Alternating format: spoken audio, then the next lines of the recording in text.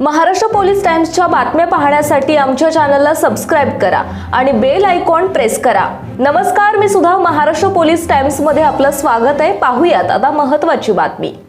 नमस्कार, आपण पाहत आहात महाराष्ट्र पोलीस टाइम न्यूज। ग्रामीण भागातील नागरिकांचे आरोग्य सुधारावे आणि मुखशुद्धीबाबत जनजागृती व्हावी या उद्देशाने कासेगाव येथे एका विशेष आरोग्य शिबिराचे आयोजन करण्यात आले होते। पंडित दीनदयाळ उपाध्याय दंत महाविद्यालयाच्या वतीने आयोजित या मोफत दंत तपासणी शिबिराचे उद्घाटन नुकतेच पार पडले। पाहुयात यावरचा आमचा विशेष रिपोर्ट। सोलापूर जिल्ह्यातील कासेगाव येथे आरोग्याचा जागर पाहायला मिळाला। पंडित दीनदयाळ उपाध्याय दंत महाविद्यालयाच्या वतीने या ठिकाणी मोफत दंत आणि मौखिक तपासणी शिबिराचे आयोजन करण्यात आले होते। या शिबिराचे उद्घाटन कासेगावचे उपसरपंच शाहजहान शेख यांच्या हस्ते करण्यात आले।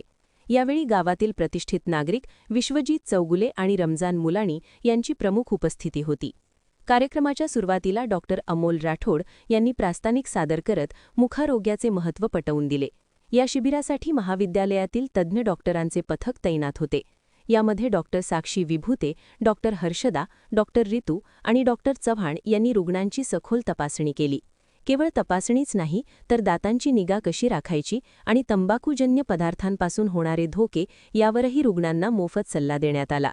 या शिबिरामुळे कासेगाव आणि परिसरातील शेकडो नागरिकांना मोठा दिलासा मिळाला असून आरोग्य विभागाने अशा उपक्रमांचे कौतुक केले आहे। व्हिडिओ जर्नलिस्टसह Usman Shaikh, Maharashtra Police Times. Maharashtra Police Times चॅनलला लाईक आणि सबस्क्राइब करा। धन्यवाद।